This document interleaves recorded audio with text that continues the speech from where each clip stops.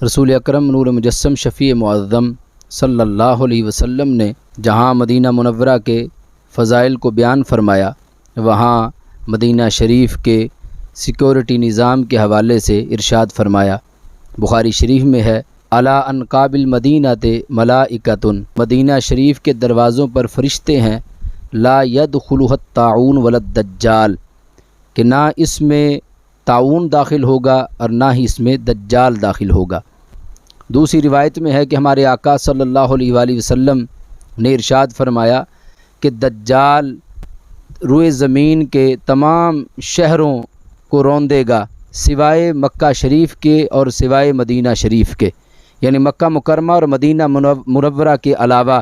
پورے روئے زمین پر دجال جائے گا، لیکن نہ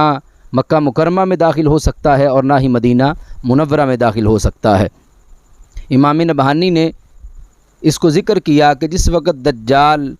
سفر کر رہا ہوگا، دجال جو ہے پوری روئے زمین پہ جا رہا ہوگا تو مکہ مکرمہ پہنچے گا تو دیکھے گا کہ مکہ مکرمہ کی حفاظت کے لیے ایک بہت عظیم اور قداور ہستی کھڑی ہے۔ ان سے پوچھے گا کہ آپ کون ہیں؟ تو وہ فرمائیں گے کہ میں حضرت میکائیل علیہ السلام ہوں، اللہ تعالیٰ نے میری ڈیوٹی لگائی ہے کہ میں اس شہر مقدس کی حفاظت کروں اور تجھے اس کے اندر داخل ہونے سے روکوں۔ پھر وہ وہاں سے مدینہ شریف کی طرف جائے گا اور دیکھے گا کہ مدینہ منورہ کی حفاظت کے لیے اس سے بھی بڑی عظیم ہستی رونق افروز ہوں گی، تو ان سے پوچھے گا کہ آپ کون ہیں؟ وہ فرمائیں گے کہ میں حضرت جبریل علیہ السلام ہوں اور میرے رب نے حکم دیا ہے کہ میں اس مقدس شہر کی تجھ سے حفاظت کروں اور تجھے اس کے اندر داخل ہونے سے روکوں۔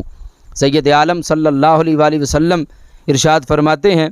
کہ پھر مدینہ شریف اس کے رہنے والوں کے لیے 3 دفعہ اس کو ہلایا جائے گا، اور کیا ہوگا؟ فَيُخْرِجُ اللَّهُ كُلَّ كَافِرٍ وَمُنَافِقٍ، کہ ہر کافر بھی مدینہ شریف سے نکل جائے گا اور ہر منافق بھی مدینہ شریف سے نکل جائے گا، اور جب وہاں سے نکلیں گے تو پھر دجال کے ہتھے چڑھیں گے۔ کتنی بڑی رہنمائی ان احادیث کے اندر موجود ہے کہ دجال جس کے پاس اتنی پاور ہوگی اور جس کو اتنی طاقت، جس کے پاس شیطانی قوتوں کی اتنی طاقت ہوگی، لیکن وہ بھی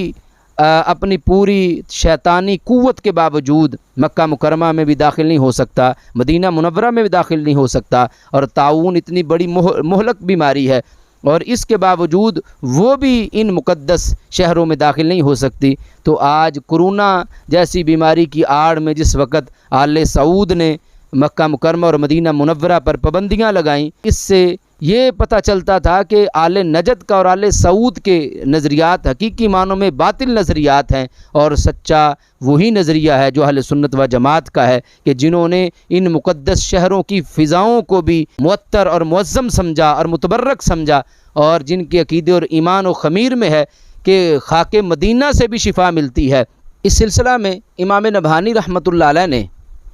حضرت سلطان نور الدین زنگی رحمہ اللہ تعالیٰ کے عہد کا ایک ایمان افروز واقعہ ذکر کیا ہے کہ ایک رات کے اندر 3 دفعہ حضرت سلطان نور الدین زنگی رحمہ اللہ تعالیٰ کو سید عالم صلی اللہ علیہ وآلہ وسلم کا دیدار ہوا۔ ایک ہی رات کے اندر 2 شخصوں کو دکھایا اور فرمایا کہ ان دونوں کے شر سے مجھے بچاؤ۔ حضرت سلطان نور الدین زنگی رحمہ اللہ تعالیٰ بیدار ہوئے اور اپنے وزیر کو سفر کا حکم دیا اور کثیر تعداد میں مال و دولت لے کر روانہ ہوئے اور 16 دنوں میں مدینہ شریف پہنچے۔ جس وقت مدینہ شریف پہنچے تو انہوں نے سب اہل مدینہ کو جمع کیا اور ان کے اندر مال تقسیم کیا، اور جس وقت کوئی بندہ ان سے مال لینے کے لیے آتا تو بڑے غور کے ساتھ سلطان ہر مدینہ شریف کے باسی کی طرف دیکھتے۔ سارے مدینہ والے آپ کی بارگاہ سے ہو کے چلے گئے، لیکن وہ 2 شخص نظر نہیں آئے۔ تو حضرت سلطان نور الدین زنگی رحمہ اللہ تعالیٰ نے اہل مدینہ سے پوچھا کہ کیا کوئی رہ گیا ہے؟ تو مدینہ والوں نے کہا کہ مغرب کی طرف سے 2 حاجی آئے ہیں، وہ بڑے پارسا ہیں، پاک باز ہیں، بڑے صالح ہیں، وہ کہیں آتے جاتے نہیں، اور لینا تو دور کی بات، وہ تو خود لوگوں میں مال تقسیم کرتے ہیں۔ حضرت سلطان نور الدین زنگی رحمہ اللہ تعالیٰ نے جس وقت انہیں بلایا، دیکھا تو یہ وہی 2 شخص تھے جن کی طرف ہمارے آقا صلی اللہ علیہ وسلم نے خواب میں جن کو دکھا کے جن کی طرف اشارہ کیا تھا۔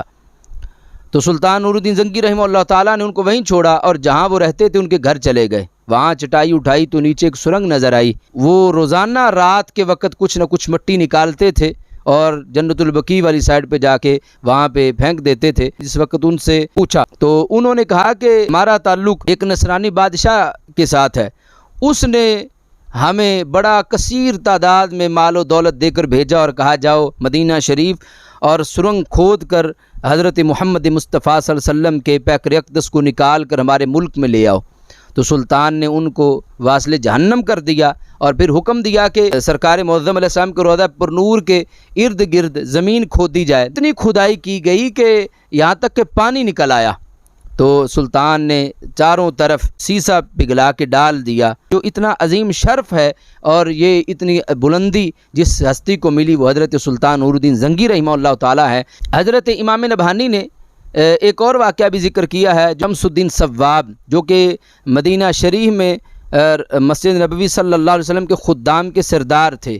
وہ کہتے ہیں کہ ایک دن مجھے میرے ایک دوست نے جو بادشاہ کے پاس بیٹھتا تھا اور وہاں سے خبریں لا کر مجھے دیتا تھا،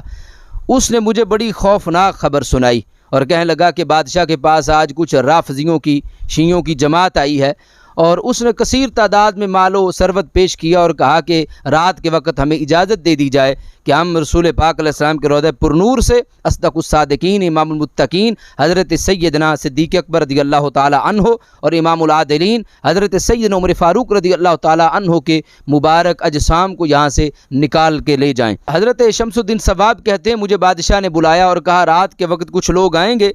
تو تم نے ان کے لیے دروازہ کھول دینا ہے۔ کہتے میں وہاں سے ہو کر سرکار کے روضہ پر نور پہ آیا اور میں نے رو کے دعا کی سرکار کی بارگاہ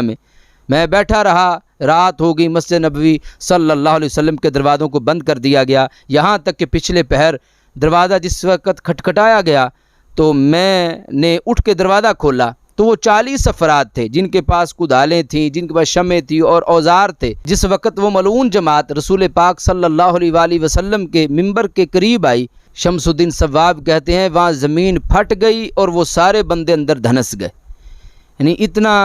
عبرتناک واقعہ۔ تو ان واقعات سے اور ان احادیث سے ہمیں پتہ چلتا ہے کہ کائنات میں جو سچا نظریہ